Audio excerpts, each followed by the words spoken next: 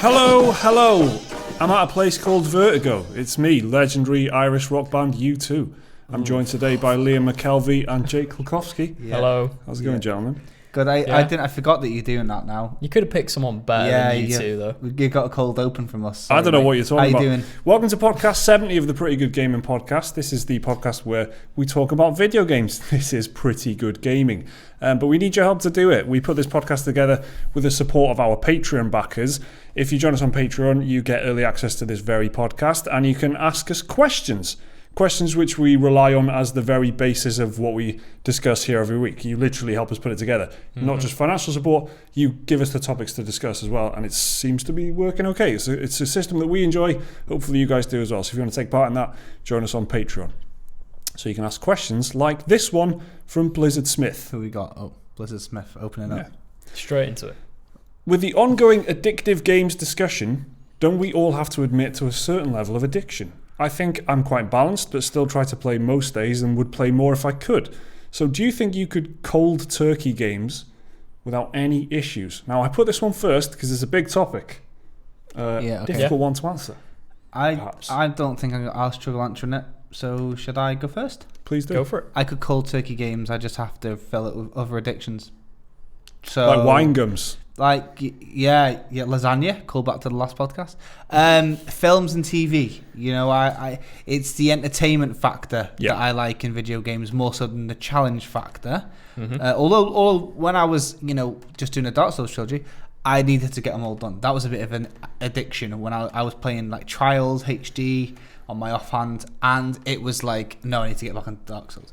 But other than that, it's just the idea of entertainment. So I could probably go a month or two without playing games. I just have to watch telly and films instead.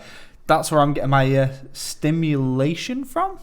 Okay. Mentally. Liam, where are you at with it? Could you go cold turkey? Yeah, I'm pretty much the same as Jake, really. Like, I think I'm kind of doing it at the minute, really. I haven't played any games, like, really hardcore since I finished Dark Souls. Yeah. Which was when?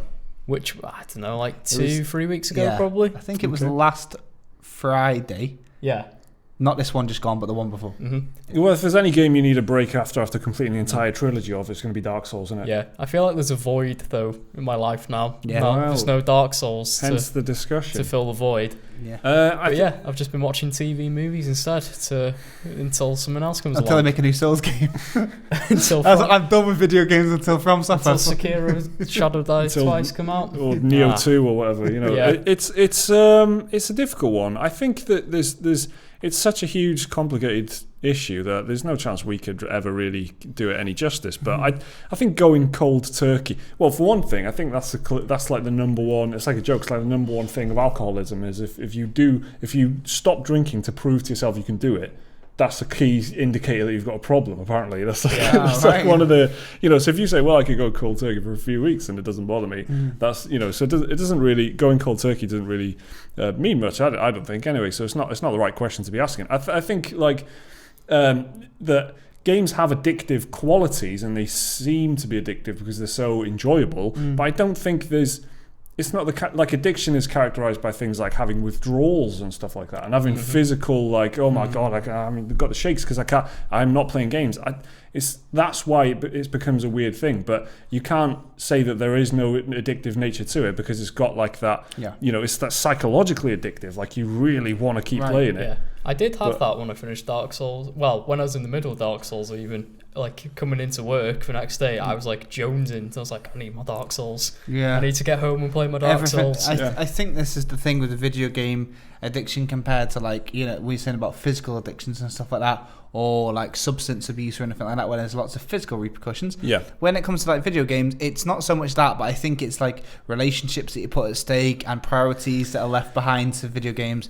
Not saying that Liam's done that, but I'm just saying that's an example. So Liam's gone into work thinking, can't wait to get home. Now, an example of that going extreme would be replacing work with anything else in your life. Actually not coming into spending work. Time with your friends or spending time with your partner or your family, and you're just kind of thinking, I can't wait till you fuck off so I can go and play some games. When it comes to that sort of thing where you're excited for the next time to be playing games at the extent of like real life and real responsibilities, I think that's where the real like big side effects of addiction come in, and I don't actually have that either. So that's why I wouldn't say I was addicted to games solely based on the fact that, like, when I am spending time with my friends or family, I'm not like, can you fuck off so I can play Mario Kart? But I guess maybe that's my taking away. Obviously, what I'm saying is not gospel, but I feel like because video games don't have a huge physical effect on you, like if you took heroin all the time, you can see the effects of heroin or meth or other drugs or whatever trendier ones and that. But when it comes to games, it's mostly mental, right? Yeah, it is. And another weird difference, I think, is the fact that if you're, addicted to smoking, you just need to smoke cigarettes. Yeah. You just smoke anything. You would just like, I need a pack of cigarettes. So I'll just smoke it. I don't care how much it costs, and I just need it. That's not the same with games. You might get addicted to one game, but you're never going to go, I need to play a game. Yeah. I'll play anything. It doesn't work like that. You get drawn to the game that you're playing, or you want to, it's like if you've played Dark Souls and you were like jonesing to go and play Dark Souls, you weren't jonesing to just play a game. You're not jonesing for the gaming thing. You're jonesing for Dark Souls, which is a different thing again. Exactly. It's like if you go to a pub and you really like, say, Budweiser on draft, and you're like, I really fancy a pint of Budweiser. It's not like you're an alcoholic going, I just need anything, give me anything. Alcohol, they'll drink anything. You just want a nice pint of, because you can differentiate between a specific product or whatever, and not just the end result of it. Then exactly. Perhaps that's where you differentiate being an avid fan and an addict. Well, I think whatever it is, you're totally right, Blizzard Smith, it's a discussion that needs to be had. It is worth discussing, and this thing with the World Health Organization talking about gaming addiction and all this, I think the industry's done the wrong thing, in my personal opinion, by saying, this is not a problem, this is absolute rubbish, there's loads of studies to the contrary. They sound like the NFL or like the cigarettes industry, the tobacco industry, or oil drilling, and they're just complete denial and not kind of acknowledging and making a discussion out of it. And that would be, if you want to look like the forward thinking industry of tomorrow, like you are, the worst thing you could do is sound like some corporation from the 1930s, and that's what they kind of are doing. As far as I'm concerned, I think it's the wrong way to go about it, and I'm not saying just to appease the WHO or whatever, the World Health Organization. Just genuinely have a conversation about it, because maybe there is a problem. I'm not saying there is. I don't think there is much of a problem. I think there are extreme cases, but most people who I would classify as huge gaming fans, I wouldn't say they're addicted to it. I would. That's just my personal take on it, and that I'm saying that as someone who plays a lot of games and will go for weeks on end without playing any games and not even think about it, and just it's not, it doesn't work like that as far as I'm concerned. But it's a big discussion, and not one I think we possibly settle. Like you're saying then about like people being dead defensive, I think a lot of it might be to do with, like, as we know, like, I don't know, there's that thing in the news about Doki Doki Literature Club, and it was written up that it was texting this boy who tragically killed himself, and his father said it might be something to do with Doki Doki Literature Club. Mainstream media's attached to it because video games get demonized a lot more than movies and other longer industries.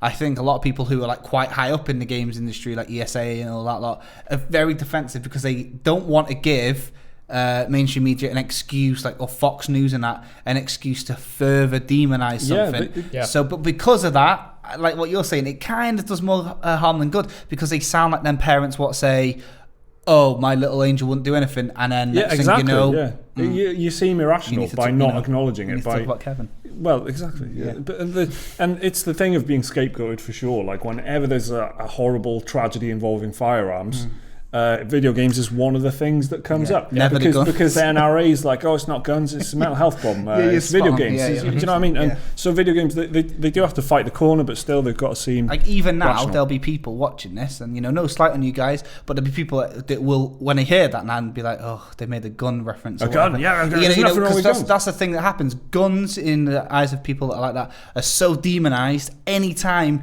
someone mentions a gun, they're like, no, they jump to the defense, and that's kind of what video games doing at the moment. And it's it'll be a discussion that we'll see more and more as time goes on. I would say towards the end of the year there'll be some big thing about it, kind of how the loot box conversation started in about June, July.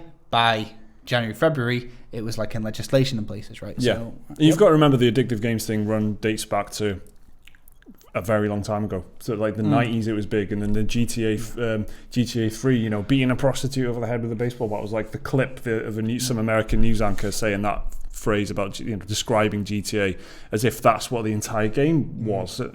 So yeah, it's a big conversation. But thanks for the question, Blizzard Smith. Next up is Easty Loves Games with another big topic, I guess. I just wondered if you think the laws will clamp down on microtransactions and loot boxes for free-to-play games, thinking specifically of mobile games. I have played quite a few, and I feel a lot of them are really abusing it. Getting stuff done like building takes days, or collecting stuff takes a huge grind. If a free-to-play game is fun, I don't mind giving money, but the cost of premium currency is more than a full-priced game. Depending on the game, you can use it all in less than 30 seconds. So that's a big point.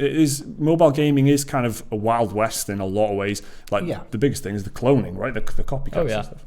And we've seen that with God knows how many types of games, strategy management games and battle royale games and all kinds of blatant rip-offs of Minecraft everywhere you look. So it needs someone to look at it, doesn't it? Like, to begin with, it just needs some kind of attention. I mean, it's getting attention in some places, like China. They force games to reveal the odds of like loot boxes in, desktop, PC games and mobile games. Yeah. It's like, but I think as time goes on, it will get more and more regulated. Like EA, they're willingly showing off the odds for Ultimate Team packs in FIFA 19 onwards. Yeah. So I think it's it's just a thing. It will get addressed eventually, just because of like the sheer negativity of the whole issue, really. Yeah, you're totally right. I think mobile games do kind of get away with a lot. Like people, they do, yeah. I think it's just because, like, I guess because we were just talking about the addiction thing, then, and I made like a pub analogy, and now I'm thinking of pubs in my head. So I'm going to do a pub analogy. Good, Is that okay, guys? Yeah. So you go to a pub. We live in North Wales, so this is a little bit trivia for you guys from the international market. Feel free to let me know the pricing of your local pint down in the comment section below. How much you pay for a pint, lads? About 2-3 quid, isn't it? About 2.70. 2 quid at Wetherspoons. 2.70, 3.20. 250 on average. Let's say, well, see now that if you're from London watching this, you're sweating, mate, aren't you? Because about 8 quid there. Point is, it's 2.50 for a pint. So let's just roll it up to 2.50. If you went into a pub and it was 2.50, and then there was a neighbouring pub and it was £5, who would drink at that pub? Fucking no one, right? And it's the same when games do it. There's a game that's 40 quid or £55 on a digital store. EA couldn't just charge 80 quid for a regular game and get away with it. But because, so let's say 40 quid and 80 quid, that's what, 100% markup. And 250 and 100% markup. But on these like microtransactions, there's not like a standard price yet. So, 79p gets you how many gems? 100. But on another game, it might get you 50 diamonds, but they're the equivalent of like 600 gems.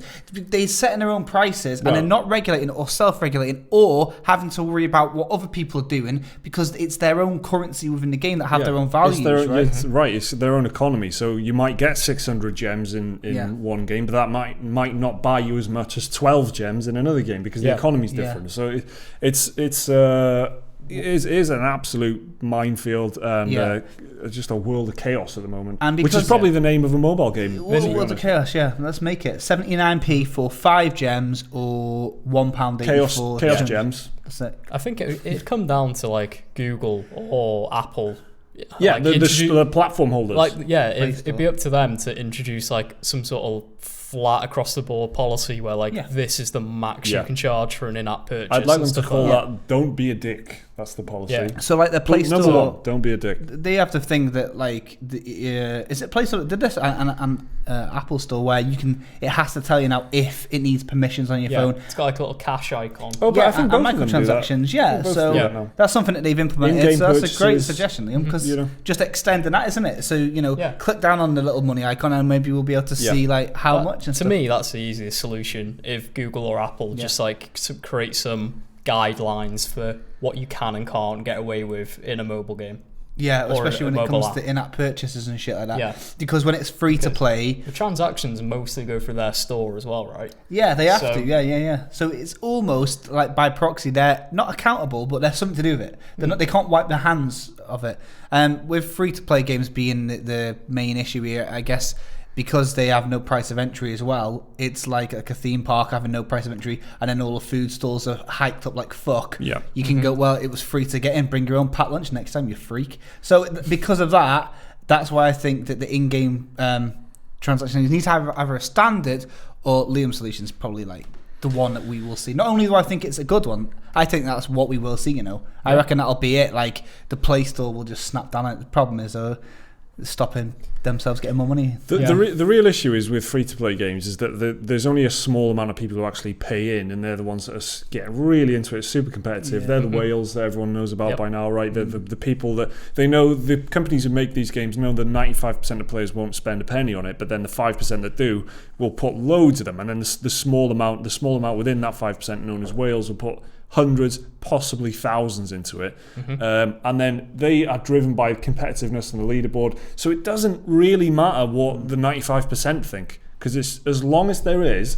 that 5% who's just paying, it doesn't matter. They'll keep getting away with it. And then so the only way to stop that is regulation. And until then, well, you either think don't regulate it, it's fine, just leave it, or you think I'm playing this game, I want to enjoy it, I want to put a bit of money in, but I don't want to put fucking 60, 70 quid, which is genuinely how much you can spend on packs of gems. You can spend $69.99 on gems. You could get like 3 amazing games for that, I reckon. I think the worst one I saw was like $149.99. I can't remember what game it was. It was one of those like Clash of Clans type games. Yeah. Which, I mean, is a lot of money. So it's the premium currency thing is you're right. East of Games is an absolute diabolical mess. And maybe it won't be the laws, but maybe it'll just be the platform holders. Maybe they'll get nervous about what kind of noises the EU are making and go, like, we better do something about this ourselves. You never know. So on a related question, Caleb Husky asks, do mobile games deserve a fair chance these days? I've always looked down on mobile games and pretty much never play them, but I've seen more people advocating them lately and more major console studios making mobile games. Was that Andrew Wilson? That's Yeah. It's Todd Howard. How about that thought shelter, right, guys? Caleb Husky, so do mobile games deserve a fair chance? Yeah, totally. All games deserve a fair chance. Doesn't matter what platform they're on, and you know, this world over here. Let's not be I believe in world peace. Let's not be a knob about it. There are some great mobile games. Yeah. There's some genuinely really good ones that are designed for mobile, and you know. I'm really enjoying Pokemon Quest at the minute. I can't deny it. I'm enjoying it. Is that the boxy free one? Yeah. Yeah, it's that little like automated RPG type thing they got. Oh, cool. I think that I surround myself with excellent people, so I didn't even know that there wasn't like a backlash against them. Everyone I know plays them. Do you know what I mean? Like you guys are. I play them the least out of everyone I know. I played like Plants vs Zombies Heroes and like Elder Scrolls Legends. Yeah. And that's it. And card games, right? Card games. Yeah. But even then, I just played Magic the Gathering like this weekend, physical, and it's fucking well better. So I don't know. Mobile games for me, I don't really like them, but I would say I give them a fair chance. Like I'm for them. As you know, it's great, especially if like you're on a train journey, you've only got your phone. Use the fucking shit. It is wonderful for that. The amount of time I don't like waiting like anyone else, but I really just get agitated when I'm waiting for anything, transport, whatever. I hate it. So the ability to whip out my phone and play a bit of Reigns, which is specifically designed for mobile, and all it is swiping left and right like Tinder or whatever, and but with more beheadings, probably a bit more beheadings, I'd say, a little bit more. But it's just making decisions. You're just a leader, you're a king or a queen, and you're just you're going, yes, I'll do that, no, I won't do that. Yes, behead him, no, don't behead them. And then those decisions are tracked with it's so simplistic. Yeah. It's excellent. It is really good. I play a bit of that, play a bit of Monument Valley. I've played a bit of card games, like you were saying, played a bit of Hearthstone, not that much, but just enough to get kind of into it. I think there's some wonderful mobile games. You just have to the best way is to not get the free ones, because they're the ones which have gems and waiting. Yeah. But definitely. look at the charts, see what's on sale. Sometimes things Loads are of great discounted. ports. You know, maybe if you like Mr. Classic, like maybe you're like a Oh, younger watcher You of can play you. like Final Fantasy 1 through 6. That's exactly what I was on about to mobile. say. Yeah, if you like hear about Final Fantasy, and you're quite young and you didn't play the PS1 or before SNES ones, then yeah, you can play them on mobile. Why don't you? And if we're going catch up. to branch this out to iPad and tablet, you can play Rome Total War. You can play Knights of the Old Republic. You can play Final Fantasy 9, all of which I have on iPad. All they work to varying degrees, but they do work, and it is great. I mean, before the Switch, it was probably a bit more entertaining and kind of alluring for me to go for games on the iPad. The Switch has kind of made it a little bit more redundant because there's just better stuff. You got controllers. There's better stuff on the Switch. Yeah. But if you haven't got a Switch and you've got an iPad, you've got a tablet, or you've got quite a big phone, you can get Jade Empire on your Samsung Galaxy S, whatever. Yeah. I've got it. I played cool. like £2 for it on sale. It's insane, isn't it? It's unbelievable. Mobile gaming, I mean, it absolutely does deserve a chance, and you shouldn't look down on it, Caleb Husky. Take our recommendation. Check it out. If you've got a decent phone, have a look at the store and just avoid, if you don't like any of the rubbish, like the gems and the waiting, like I said earlier, just avoid the free charts and look at what's top paid. You know, what costs £1 or £2 to get in, because they're usually the good ones. So thanks for the question. Totally Not a Cop asks, with the EU releasing Article 30, how do you guys think it will affect gaming, especially streamers and gaming channels like you guys? Are you concerned about it, or do you think it's nothing to worry about? Now, I promise you this is the last big topic, right? Everything else is a little bit easier. I've done all my coffee now as well. What's your favourite this? What's your favourite that? What, you know? Laws. So don't worry, I've that's only coming. got so many pub analogies in the bag, boys. You got another know what one? I mean? You got any? Imagine, if you will. No, A pub. I don't know. I I think I'm going to go to the pub after this, you know. So this Article 13 is that was such a plasterer, you know, Limmy sketch doing a plasterer thing. They're going to have to go to the pub after this. Anyway, I'm crying to my pint. You might make fun of me again.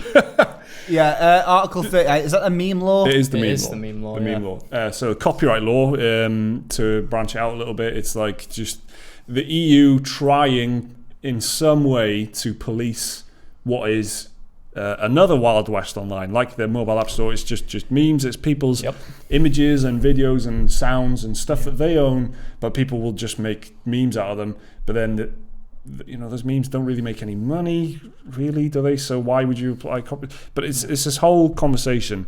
Whether or not it's going to affect us and other streamers, I really don't know. The problem with laws is that they can evolve and they can stretch out, and the remit can grow. If it works on a certain scale, they might have another look at it in 2 years and go, do you know what? We've not covered this, and we've not included this, and there's this going on YouTube. Maybe we should include that. They'll take that and they'll look at drafts of that, and then they'll increase the law to cover more things. So I'm not concerned about it at the moment.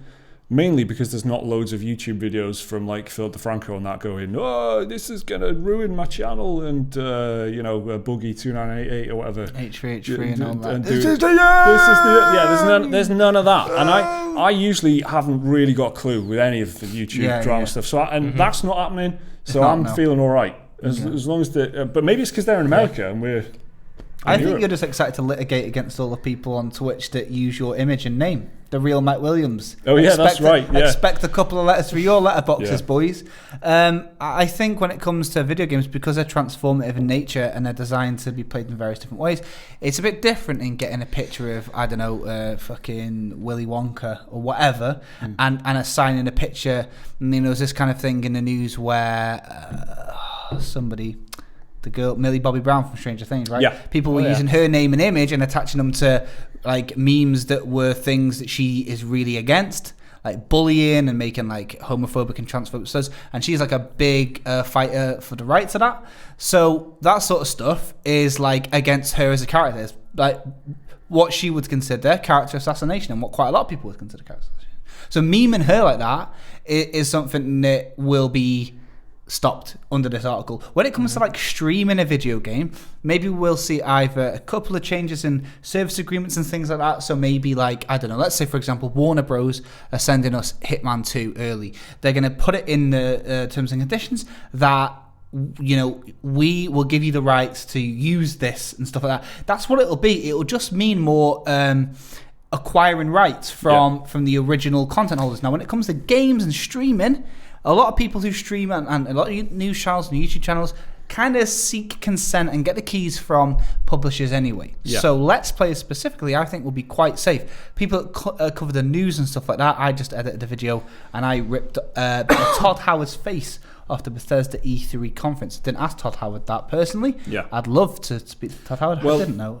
Would he arrest me? This is going to be an administrative nightmare, though, isn't it? It would be fun. Can you imagine Todd Howard having to approve all of the people going, can I use your image? Can I use your for image? a meme about Skyrim? And I know it's not literally. And there's a lot of Todd Howard memes out there. Just Bethesda, whoever, the lawyers at ZeniMax, they're all going to have to sign off all these people. And you see, it's just not like it's just not like a feasible, practical way of enforcement, I don't think. But you look at the way newspapers deal with stuff, or if every time there's a big tweet, like every time a tweet goes viral, there's a fucking Daily Mail reporter underneath it going, wow, great picture, do you mind if I use this? And then they're kind of and they probably sound kind of like that, but they just ask to use and then you get the you won't believe this amazing response of someone going, no, fuck off, you're a shit newspaper. Yeah, exactly. But you have that conversation, like the reporters are always asking people, and you see it in local newspapers, and you'll see it like on a lower, small level.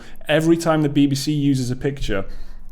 Source. By the way, I need to find this for you. But every time the BBC uses a picture, there's a source. Yeah, yes. and they say that at the bottom left. And it was like I can't remember where it was exactly, but usually it's like Kevin Jones, Leicestershire. Yeah, well, let's say it was Basingstoke, right? For in honour of the game, right? So there's something happened in Basingstoke, and the BBC found it on like some Facebook page, right? And then the picture was there, and in the bottom left right corner of the BBC article, it said "shit Basingstoke" because that's the name of the Facebook page or whatever. They got it off, so they have to do it. They just have to do it. I think it's a mess. I think the EU. This is kind of inevitable because they'll always want to try and tidy things up like this. Yeah. Have you heard any complaints, or do you think people are pretty quiet about this, Liam? I went on Wikipedia earlier this day to do some research. Yeah. Sounds interesting. Academic, I know, Wikipedia. Yeah. And they homepage. Check your references, fool. And they had a big banner, like they do that charity banner. Yeah. I've been on Wikipedia before. Yeah. But instead of that, it was members of the European Union, please contact your MEPs over Article 13.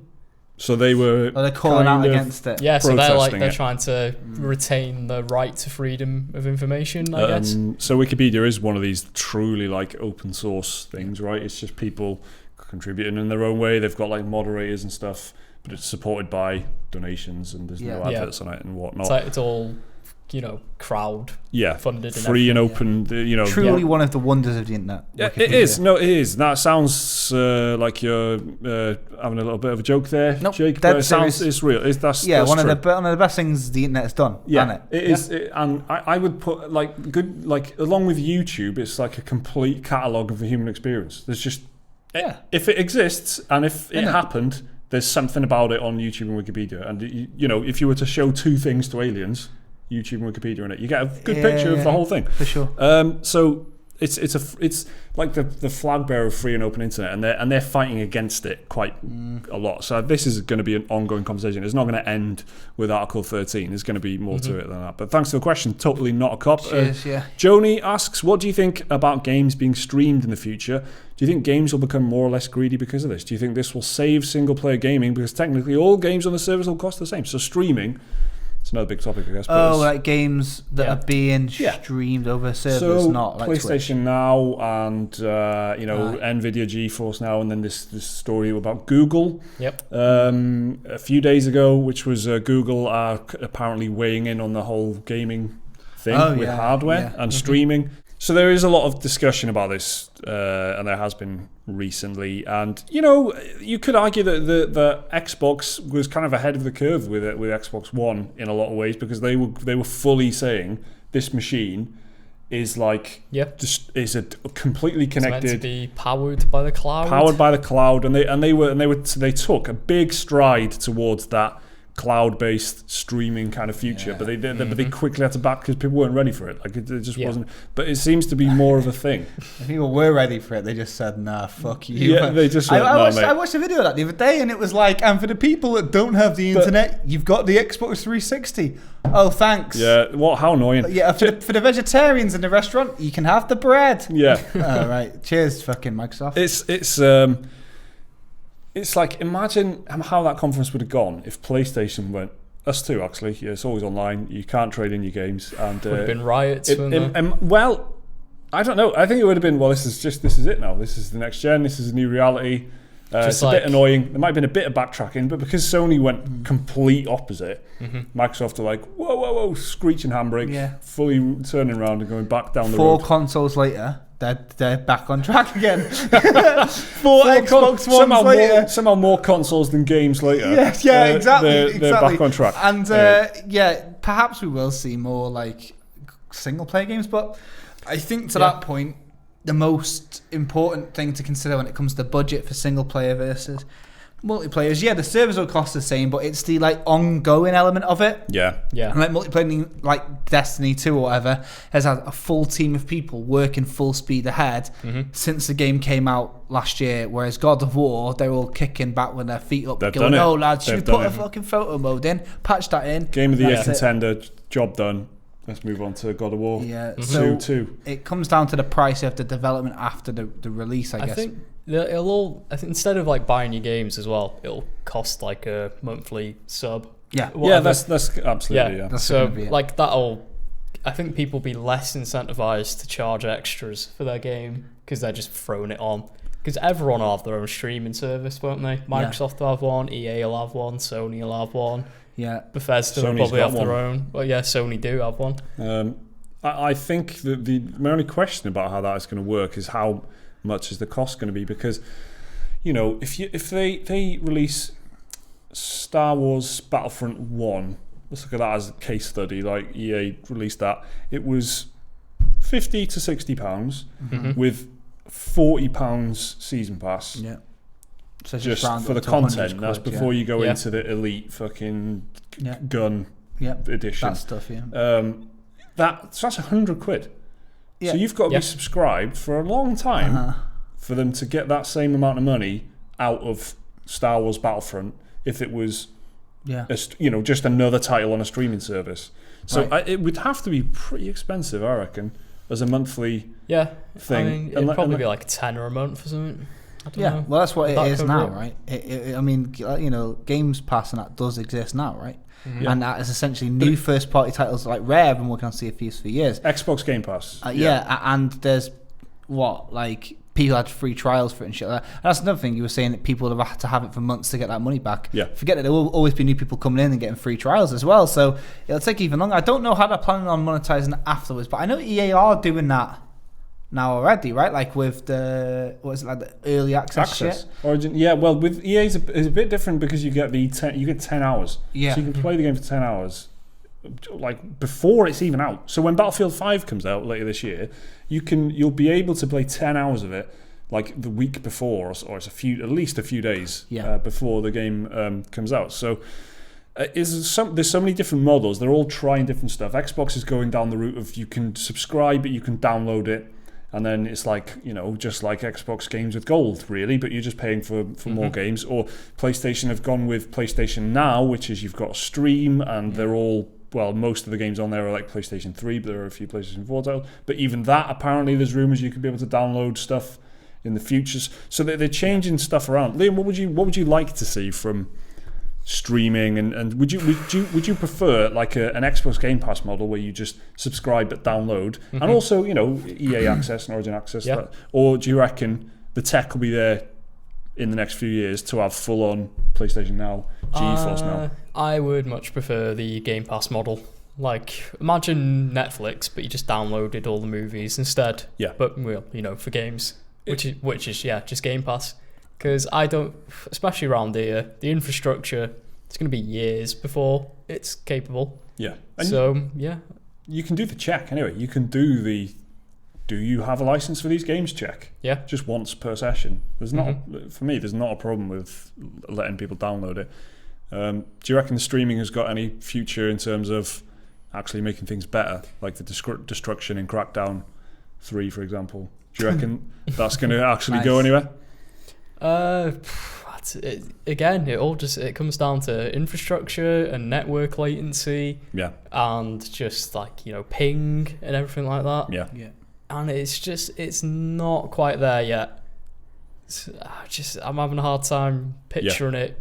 Not for another 5 years at least. I'm with you. It feels a way off. Yeah, it does feel a way off. I'm with you there. But yeah, there you go. Thanks, Joni. Thanks for the question there. Richard King asks, there's a bit of a story as well as a question. Okay. Back in my 20s, I raised money for charity by playing games for 48 hours solid, minus toilet breaks. Now I'm in my early 30s. I don't think I could do this. My tactic was to smash through a game I knew well, Final Fantasy VII, which would take around 35 hours, and to fill the rest of the time with things like FIFA and a few mindless sports games. Please don't take any offence, sports fans. That's just... my question is, if you were to do something similar, what approach would you take? A familiar, comfortable game that takes a good few hours, maybe something new. Also, I had a few people who wouldn't sponsor me, seeing gaming for 2 days not a challenge compared to physical challenges. Wondering what your thoughts were on that. Cheers, Rich. Well, thank you. That's a really good question. King. That's a great question. It's a good story, so thanks for sharing. It is. I like that a lot. So let's tackle that last bit first, I reckon. So on the topic of whether or not it's worth doing, it's definitely a challenge, right? Yeah. Staying awake for that long is hard enough. It is a good challenge. Play something like DDR, Dance Dance Revolution. Jesus Christ, Liam, you're a monster. I mean, exercise for no one could ever argue that that's not a physical challenge. I'm going to answer that with a polite no, thank you. Well, no, because you probably die by the end of the 5th hour or whatever. Do you reckon? Probable death. Yeah, it's not going to end well. Yeah, the classic case of death by Dance Dance Revolution. Yeah. Not another one. Death Revolution. Mortuary's fucking stacking up. Yeah, I mean, you'd be in great shape though. You'll the pounds will come flying off. It's definitely worth the effort. Like, it's definitely worthy. I think, because it's just any test of endurance is difficult. It doesn't matter what it is. It could honestly just be watching telly for that long. Like, so Breaking Bad is about that, maybe 48 hours worth of telly. It's about 59 and 60 episodes, so about 45 minutes a piece. So it's a long time. Whatever it is. Just imagine, I'm using Breaking Bad because a lot of people have seen it. Imagine watching it all in one sitting, and you're doing fuck all. You're just sitting there watching it. It's the act of, well, first of all, it's sleep deprivation, and then it's just to sort of discipline. Focus. Yeah, it is. So obviously. Don't let anyone tell you that wasn't an achievement, because it was. I'm not even in my 30s yet, and I couldn't do that now. And let's assume if you're doing that in 2018, you're probably streaming it on Twitch. You're chatting. You're taking donations, giving commentary. Quite often, plates. There's 24-hour streams. I know a couple of people have done 24-hour streams. It's a thing that happens a lot. 48 is the real. That is a lot of time. So how Richard, do we tackle it? It definitely is worth your time. That's first. We've established that. And congratulations the court on, says, well the done, achievement. on 48 hours. Well, so how would we go about it? What would you go for? What game would you choose? Probably a nice relaxing RPG. Just kick back. Something like Final Fantasy 8, Final Fantasy 9, or 10. You wouldn't want something difficult, I don't think, because it would just do your head in. Yeah. Turn-based would be preferable, wouldn't it? Because, like, the way I was thinking of it you could take your time and plan it all out. Yeah, exactly. And, towards hour 40. Like, let's say you was doing Dark Souls Trilogy, 48 hours. There's no way you're doing Pontiff Sullivan, like, 40 hours in. There's no way. Well, you could, if you're playing it for the first time, you could take one playthrough of one game to do in 48 hours. I think turn-based is the secret sauce here, because you can, especially games like Final Fantasy where there's a set move set, like maybe a Pokemon game would be pretty good for it as well, because Pokemon would be great. I think what I would pick. I was thinking Metal Gear Solid 1, 2, and 3. Okay. Because there's a lot of cutscenes. That'd be half your time gone. Well, that's maybe 1, 3, and 4, or 2, 3, and 4. Because then as you're getting tireder and stuff, you've got more cutscenes to rest. But when you're getting tireder, then you've got more time doing nothing, and it might make you sleepy. So I think I would go for, ultimately, Final Fantasy 7 is a great shout. It's good. Then take my time with it, or try Final Fantasy 7 and then just Final Fantasy 8 straight after it and see how far I could get into it. I think, yeah. I think I would go for No Man's Sky. I would just cruise around for forever. 48 hours. Name every rock on one planet. I could, the options for that are many and varied at this point. I could concentrate on building for a little bit. I could concentrate on getting a frigate for a little bit. I could just do some exploring for a long time. I play No Man's Sky, and the pace of it is the crucial ingredient because it's extremely relaxing and laid back. So I wouldn't be getting stressed at any point. And I could rely on coffee, pizza, and beers and snacks to keep my energy levels up. But I wouldn't have to keep my focus on something like Bloodborne, Dark Souls, or anything. That, turn-based is good. That would be my second choice. Something like XCOM 2, or comfortably a Total War game. Like I probably could play Total War game for 40 hours and not realise that I've played it. You can pause. But would your strategies not suffer towards the end? Your battle plans? No. I'm a tactical genius. So there's nothing to worry about. Tactical military Thrive genius. off deprivation. Yeah. I gain focus from deprivation. That sounds like some sort of Bethesda RPG perk, doesn't it? Yeah. Like where the more tired you are. Yeah, you're a hardened war veteran when you're tired. It's fucking. That's good. The grumpy trigger. So they're my picks. So top pick is No Man's Sky, then XCOM 2 or Total War game. Probably Warhammer. Because mainly because they're all games that I enjoy, but No Man's Sky's got this pace to it that you could just go from one planet to another for 48 hours on No Man's Sky, and you'd never see the same planet twice. I love that idea. Yeah. You could literally get to a planet as soon as you can warp, go to another one, and you would never repeat yourself. Yeah. How good's that? Pretty decent. So really good question and really impressive achievement. I like the Final Fantasy 7. I like the picks on old favourites. So I think that's quite a good strategy as well. Something especially if you're like 100% in it as well. I feel like that's something definitely you would do. You would be like 48 hours. I can get 200%. Final Fantasy 8, I'd get every Guardian Force. I would go with all the grinding spots. There you go. Triple triad. I'd beat the Omega, the super boss. The big one. I'd do it all. So. One more question before Fact of the Week. It's from George Benson, who asks, says, "Hey up, chaps, quick question. After watching the incredible cinematic trailers from E3, why aren't game companies turning this stuff into films? Death Stranding, I don't want to play the game. I want to watch the CG movie." Because Square Enix tried and almost went bankrupt with Final Fantasy The Spirits Within. If you've never seen that movie almost destroyed the company. Let's move on to Fact of the Week then. Can we have the jingle, please? Here we go. Here's Fact of the Week. The 2002 video game Red Faction 2 was Jason Statham's first video game. What, to play or to be in? He was in it. He played a character. He played a character called Shrike. Okay. I don't remember him. I've played Red Faction 2. I'll be honest, neither do I, and I've played it as well. I just thought that might have been his first game he ever played. To be fair, I don't remember most of Red Faction 2. It was a pretty unremarkable game. Quite forgettable. But that is in honour of this week's release of Red Faction Guerrilla Remastered Edition. That is how it's spelled. I'm not just saying it like a knob. That's how they want you to say it. Read the box art. You'll agree with me. So let's move on to Dead Cred Redemption.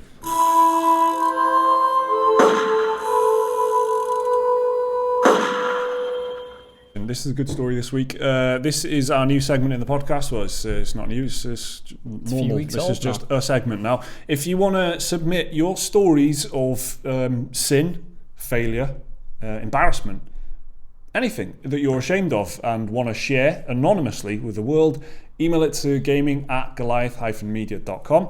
Should be on your screens if you want to read it. gaming@goliath-media.com, and tell us your story. Share your stories with us, and we'll read them out, discuss them, and decide whether or not you should be redemptioned. Well, no, I feel like I want to trademark. You can trademark that. Redemptioned. Yeah. Article 13. Because no one else has thought of anything along the lines of Dead Cred Redemption. It's just a complete original idea. It feels familiar, as far as I'm aware. Which is always a sign, and yet it's also the classic. not at all. Yeah, exactly. Yeah. But so under Article 13, could Rockstar take it down? I've never heard of them. Let's not worry about that. Let's not worry about that. So here's this week's Dead Cred Redemption. Here we go from Anonymous, as all of them are. RuneScape.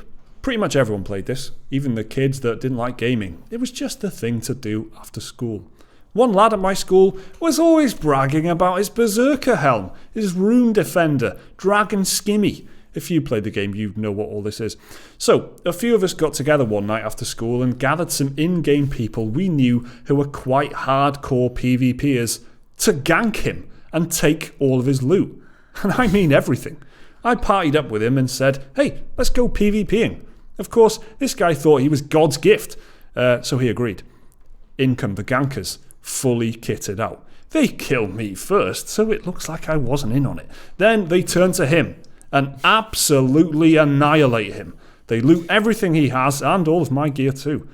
Afterwards, we meet up in the local bank, top floor, and they gave me all of my stuff back and even his stuff.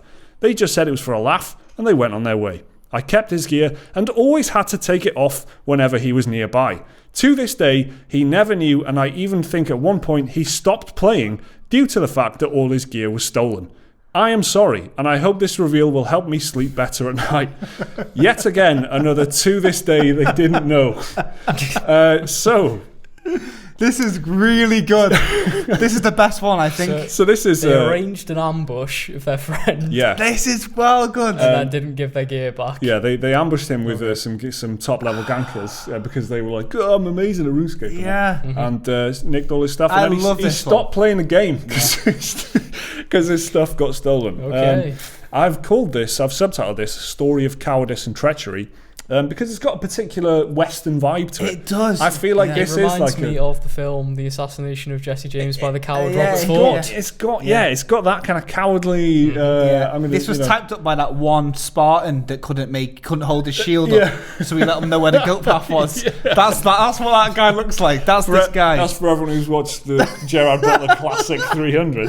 I love this one. This is really that was a good story. I guess you're forgiven because you've shared it with the world, and hopefully whoever that person is, you can show them this bit, and maybe that's a good way to share your confession. But I love the fact that so many of them are like, to this day, I've never told them that I did this, and that's got to be like the third or fourth one. There's never been a platform for them to share their experiences and stories until now. So unfortunately, and how do you do it? So we've really lifted off the burden off a lot of people already. We're healing people to this day. This is a great story, and I used to play an MMO similar to RuneScape in the sense that it was shit, and when you got ganked, you lost all your stuff. The difference was in the RPG MMO that I played. In RuneScape you had to go to like the wilderness north of the fucking wall, that sort of shit. And then you got ganked and then you lost your stuff.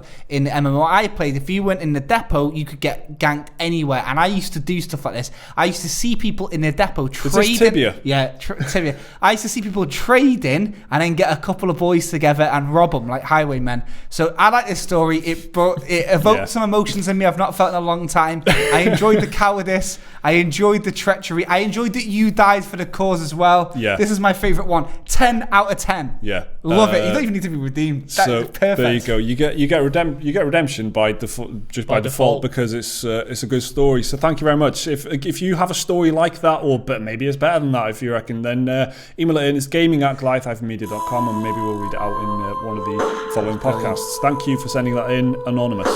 So let's move on to some more questions. Gareth McLeavy asks, you claim that you play games together, but are there any particular games that bring out your competitiveness? Sorry, Gareth. Well, that's quite accusing. It's quite accusing there, Gareth. We do actually play games together. I don't know why we wouldn't. It would be weirder if we didn't, to be honest, because we're working on a gaming channel. So any games that bring out your competitiveness? I don't think so. I'm not... What, between us? Yeah, I guess so. We've never really played competitive games, though, have we? We've No. always played like co-op focused stuff. Yeah. Not against each other, and even when it's... It would only be to be the top of the leaderboard in the co-op game we're playing, right? So, and my esteem is such, and Jake, you've said exactly the same thing, that I just don't want to be bottom. I just want to be even if I'm bottom, I just want to know that I've pulled my weight. Yeah. And that's it. Like, I just want to know that I contributed. I don't want to like a negative kill death or whatever. Do you know what I mean? I just want to. I want to be part of the team, and that's as far as I go. I am not. I'm so lazy with stuff that if I think it's not going my way, I'll just like, well, it's not going my way then, is it? But I'll just keep playing. Yeah, like in Divinity Original Sin 2, which is a game that we're currently co-oping. Yeah, don't know if we've mentioned that. There's no leaderboards as such, but everyone feels that way of not wanting to be the one guy who fucks up. You can't really come top of a battle, but you can be the one guy that fucks up in a battle, and no one wants to be that. So that fear really leads me to try my hardest at that game to be. But that's kind of uniquely that's uniquely designed for you to play as a party anyway, because the inventory in Divinity Original Sin 2, if you play it co-op, is completely open and split. You can see what everyone's carrying. You can say like we trade things all the time. You've got for example, Jake's got this ability where you've got to inspect the items to know what the stats are and what the item is. So everyone's chucking all their gear to Jake before you pass it back. Exactly. So it's not about like whoever's richest or who has the best gear. And you don't have to squabble over gear as well, because like you've all got something that I get. That's brilliant that makes you fight against the whole self-preservation of gaming, where I get an item and the first thing I do is like, I'll send this to Liam, I'll send this to Mike. So I don't know, we haven't really played games competitively. It's just nice to be at the bottom. If we're playing Destiny and it's a team of like 4 people or whatever, it's good that we're at the top. We're all on the same team, innit? So that's the... Yeah, exactly, as long as we're not... Have you ever felt competitive, Liam? Playing games with us? I'm sure you have, like on your own, but... Never with you guys, because we're always like co-op. And it's we're always the merry band. There you go. Exactly. We're always on the co-op on the same team. So I guess not. I hope that answers your question, Gareth. Next up is Sean Roberts, who says, "Hello, gents." Hi, Sean. What games come to mind? Any genre that had the best feeling controls and why? What made them feel so good to play? Certainly FPSs come to mind, but what about RPGs, RTSs, and others? Thanks. I love what you do. Thank you very much, Sean. Cheers, Sean. So this is a good question. I often say that games feel good to play and things feel good in games, but I don't, it's difficult to explain. I always say it about Destiny. I always say that Destiny's got great feeling shooting, and also just the movement and momentum and stuff, and using even like traveling around on the hover bike things on Destiny. I absolutely love it. I just love how it. you guys jumps on and everything, it's very fast, and so Destiny's incredibly, like any 10 seconds of gameplay out in the world of Destiny just is excellent, and that is why anyone bothers with it, I think. With the music and the universe and the lore and stuff coming behind that, but the gameplay is really tight in Destiny, and I really like the way it feels. What about you guys? I think Devil May Cry 4 is probably the best example of that sort of genre, that sort of hack and slash type game. Just because like every hit feels like it has impact. When you pull off a combo, it just feels amazing. That kind of game is all about how good it is to play, right? I think part of it as well is like how fluid and flashy the animations are. Fluid's a new thing. We can we can trademark that as well if you want. Yeah. Kind of makes me feel like he's under the weather. We're building quite the case. If Article 13 comes in, we'll be okay. We just got our own original content. But it's like the sound, the animation, the graphics, and all that. They all tie in together to make it just feel like this really slick, meaty, in-depth game. It's a symphony of things. It's not just the sound is good or the vibration kicks it at the right time on the controller. It's everything working together. It makes it good. Well, like almost like basically you can just copy and paste what Liam said, but just replace Devil May Cry with God of War. The new one feels Monster Hunter World has got a great feel to it as well. I just play Hammer. It feels meaty. Like every spin, you feel it. It feels responsive. Don't feel like anything's bullshit when I miss and stuff like that. But God of War's got this thing where you really feel like you're a master at it by the end of it. You're swooping legs with the axe. Then your timing when you bring the axe back, that feel when it comes back to your hand and it goes. Yeah, that's amazing. That noise, that light vibration of it, and you just feel, and then everything about the movement, everything is just. It makes you feel like you really are Kratos swinging an axe, and I love that. So, 2 examples there, both from this year. I put God of War in my notes here as well because I completely agree with you. God of War again, same as Destiny, same as exactly what Liam was saying there. It's always a mix of things. It's always like the vibration, the sound, the immediate response when you press the button. It's loads of things. It's loads of things that give you that feeling of a game being good to play. I would also want to chuck in Nier Automata because it's very fast and very slick. Probably doesn't have that same impact of Devil May Cry, but it's because it's like it's like quicker and lighter. Right. I think. It's like more. It's a slightly different feel to it, and that thing of holding down, another button or having this other attack that you've got to be constantly pouring into the enemy. Like you've got this thing that floats with you, so you're pouring ammunition.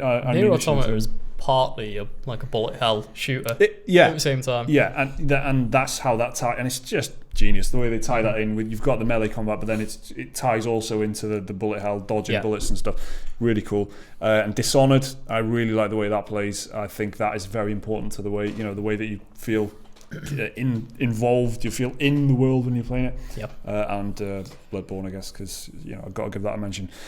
So let us know down in the comments what yours are, because I feel like a lot of people have different answers to this. Games that feel great to play, let us know down in the comments. It's quite a hard thing to explain, but you know what we mean, right? Yeah. I've got another quick one, actually. Go on. Ghost Recon Wildlands, when you pull off the sync shot.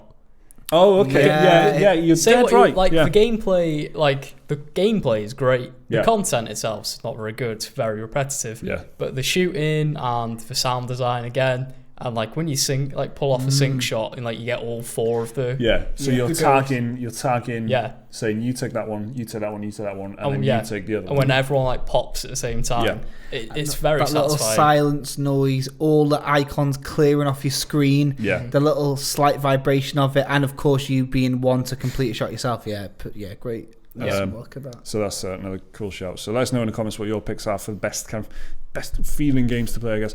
Mark Benson with the next question. Nice show as always, lads. Thank you very much, Mark. Are there any? Thank you. This is quite a difficult one. Are there any spiritual successor games that have really captured the old magic of their inspiration / source material, or at least some that you think have come close to you on a personal level? War for the Overworld is probably the best game yet to mimic Dungeon Keeper, but it still doesn't quite have that same magic, sadly. Probably just nostalgia kicking in there, I would say.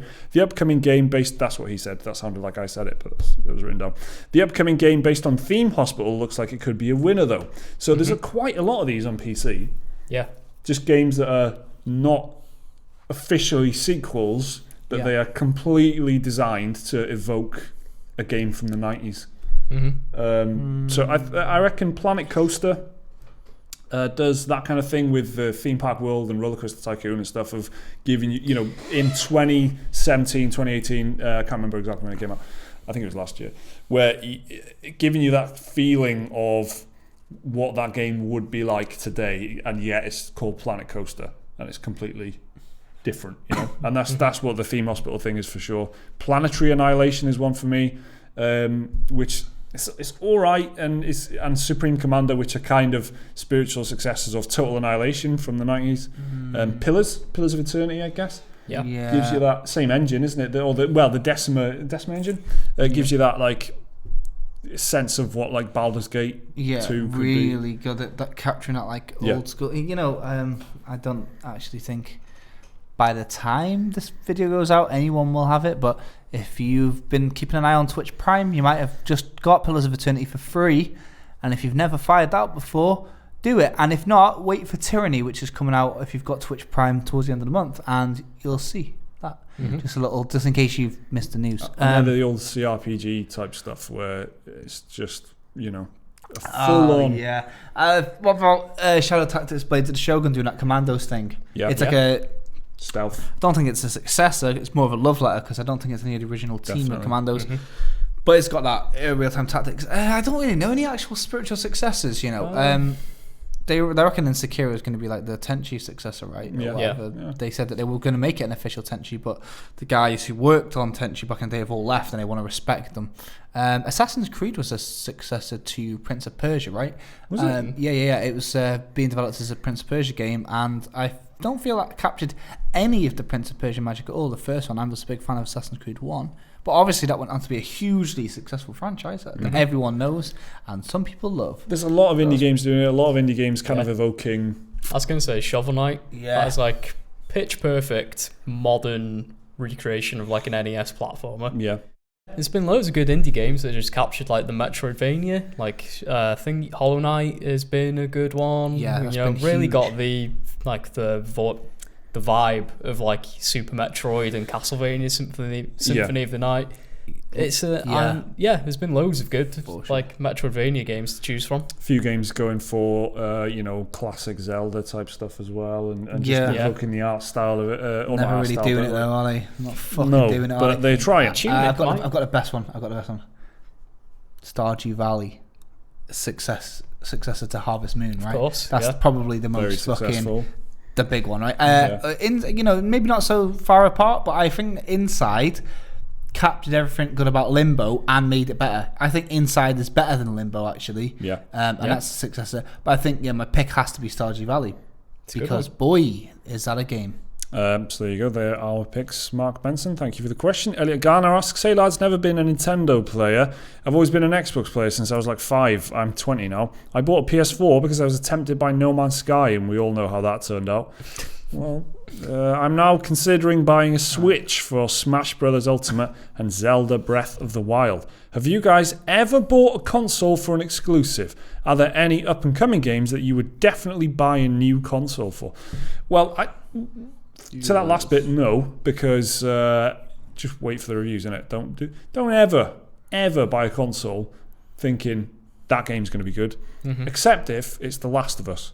Because that which is exactly what I did. That's what I was going to say. A PS3 for The Last of Us. Yeah, same. I think it's got to be a new Naughty Dog IP is like one of the. So no, I don't agree with what you're saying at all. I think I can name 5 games. No, I'm going to change to 3 that you would buy a console for right now. Go. Bloodborne 2, Fable 4. Well, I've already got a PlayStation 4. Yeah, no, if they were next gen, if this was a PS5 launch, if it's title, like PS5 game. But let's assume. Well, I'm already going to get the. Do you know what I mean? Yeah. I'm thinking I never would get a PlayStation. Oh, Bloodborne's coming out. Oh, right. I'll get a PlayStation. What about this then? If they announce tomorrow the Xbox One Z with Fable 4. Yes. Now that was actually. Yeah. That was genuinely going to be my next one. A Naughty Dog one, a Molyneux fucking Fable, or any, to be honest, any Fable. Molyneux does, I would, I think there are very rare instances, but the Molyneux bot, the cube, the Curiosity Cube. it is a box, but you've actually got to chip away at it with a little pickaxe that you get with. So I think there's just try and wait for reviews before jumping on a console platform, generally speaking. Some of my friends are actually buying Switches just for Pokemon Let's Go. Like, because a lot of my friends are very big Pokemon fans. They don't own Switches yet. Do you think that the Switch is kind of a strong enough console for you to go, I would really like one, I just need a really good reason. And then because the Switch is like, it's such a good system. There's so many games you can play as well. Like, do you know what I mean? It's not like you're going to play it for that. You're going to get it for that one game and never look at it. No, but I mean that's how a lot of it. When it comes down to fucking Judgment Day, the PS5 and the Xbox. Well, I'll be in a market for one of them. And I will get swayed, right? I bought a PS4 over an Xbox One because there was a Destiny bundle. I bought my PS4 for Destiny. And with the Switch, I was going to buy one, didn't in the end, and I thought I'd hold off until the new Pokemon comes out and I'll buy it myself then. I was going to buy a Switch for Pokemon, right? But then my girlfriend bought me one, so didn't need to. But that's the point being that I would have bought it. You wanted one anyway. Yeah, but not enough, obviously, to put my money down. Yeah. But no matter what, I would have put my money down on release day for Pokemon Let's Go to get it day one, which is what Nintendo are the boys for this. If the Switch 2 comes out, people will buy it for the new Mario that they put out on it, or the new Zelda if they get released day one for it, because they've got that prestige. Like Breath of the Wild, obviously, like it's the one that I've played the least, and from what I played, that's the one I've enjoyed the least. But that obviously was a huge gamble for loads of people. They didn't know about it. There wasn't reviews out as far as I remember, and the people didn't even know if the Switch was going to be a gimmick or whatever. But like that was a huge one for loads of people. Loads of people I know, that's a Switch. So I don't know. I'm prone to this a lot. I buy a console for one game. I know my mate of mine bought he was a big PC player, bought a PS4 just for GTA 5. Would you not think though that there's always in the back of your mind going to be other things that you want to check out? Do you know what I mean? Like, especially in Sony's case, and especially in Nintendo's case, it's not against anything against Microsoft, but it's just the fact of the matter that if you were to not have a PlayStation and go, I'm going to get PlayStation, I haven't got any current gen consoles, I'm going to get PlayStation to play Red Dead Redemption 2. But that means I can play Horizon Zero Dawn and God of War and all these other games. They're all there as well. So I guess what the easy way to explain what I mean is that for some people like me, you're right though. It's not an if, it's a when. Like all the game does is it determines the jumping point. I know I'll be getting one eventually, and I'm always got one eye open. Like if I get an Xbox One out of nowhere, I know that I'm going to get Cuphead on it, even though I've got it on PC, and I know I'll be on the Game Pass and shit like that. So I'm always like looking, but there's never enough. It's like the same with the Switch. Like I was Breath of the Wild, Odyssey and shit, and Mario Kart, but I wasn't. And Hollow Knight I knew was coming, and that was the big one, right? But I was like, no, not yet. I'm going to wait for the jumping point, and that's what I consider a system seller. But by your definition, which is the correct definition, I guess it's not a system seller. Are there any up and coming games that you would definitely buy a new console for? That's the only. Yeah. It's. I can't think of any. Well, first of all, it's difficult to imagine not having consoles if you've already got them. Why don't we just pretend that any game that's going to come out, it would be on the next gen console, so the PS5, the Xbox 2, or the Nintendo Switch 2, not the PC 2, but that's not fair. So don't pit PC. Okay, I like that. That simplifies things. I would say Death Stranding. I will follow that wherever that goes. I think. Also, to be honest, Red Dead Redemption.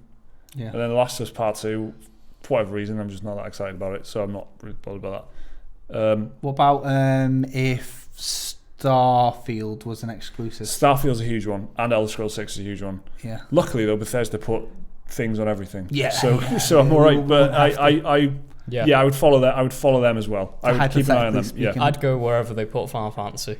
So if it was a PS4 exclusive, I'd just get that. If it was a Xbox whatever exclusive, I'd go that. Yeah. Just wherever I could. You just get all the consoles anyway. You'd buy two. I mean, I'm going to buy them anyway. Yeah. So that's IPs that are worth following. I think is good. Yeah. Fable. I don't even know. I think it probably would, Fable. I'd follow that into the gates of hell. Simply Phil asks, good day, gents. I've recently started playing XCOM 2, and I'm finding it fascinating. The gameplay dynamics are excellent, and with the character design, I'm finding that I feel really connected to my squad, which means I mourn every loss, and I'm far more measured in my decision making. If this simple element was removed, I don't think I would find the game as compelling as I do. Are there any games that you find enthralling that if you removed a minor gameplay mechanic would just become a 6 or 7 out of 10? So if Phil really likes the squad system and the fact that you have personal soldiers that you can pick, like a sports team, which one is going to go out into the battle to do the mission for you, and they die and they get scars, and it's a great system. And if they die, they don't come back, right? If they die, they don't come back. There's permadeath. So if you didn't have that, would the game be as good? So can you think of any examples of games that... It's a difficult one, but I think a very simple one. Take the difficulty out of Dark Souls. You lose a lot. It's a kind of janky RPG. Yeah, a lot of the glory and a lot of the little weird stuff comes from running through the same area loads of times. Like overcoming the challenge.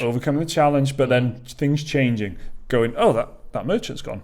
Yeah. Where's that NPC gone? They were there before. Where have they gone now? And then they pop up. They'll be in a dungeon or something. And you'll notice because you've gone through there loads because you've died. And it's that's really important. Out of Dark Souls. Take the dying out of Dark Souls. I guess I'm going to do it backwards in my head. Like I'm going to think of my favourite games and then think about what I'd have to take out of them to not like them as much. Okay. I've got one. You take the bullet time out of Max Payne, it's just a very boring third-person shooter. Fucking spot on. Yep. Yeah. Because that's a huge feature of Max Payne. It's the central mechanic. Yeah. It's just some really self-serious. Take the time travel out of Braid. Baby got murdered simulator. And it's just a Goomba stomper. Yeah. Take the time travel out of Braid. There's so many indie games that would just collapse because they're all based around one. From one quirky mechanic. Take the 1 minute death from minute. And you've just got a black and white NES game. Okay, in AAA terms, is very, very minor. Take active reload out of Gears of War. I feel like that's one of them. In terms of minor gameplay mechanics. Yeah, it differentiates it, doesn't it? Yeah. The active reload. It's a cool feeling when you get it. What's interesting? Take either the active reload or the chainsaw machine gun. yeah, the chainsaw machine gun. The Lancer. I like active reload more, so I'd take away the chainsaw. Okay. Yeah, Okay. Sam. But Neo, the stances, take the stances out of Neo, and you've got Yes, you've that's got a good one. Laws of the Fallen Japan edition. That's a good one. That's a very good one. Yeah, because Neo, of course, you've got the triple stance thing, which is very different to Dark Souls and Bloodborne. It's a different thing. Take the traversal out of Sunset Overdrive. You've just got an obnoxious third. Sunset, no overdrive. It's just an obnoxious third-person shooter. Yeah.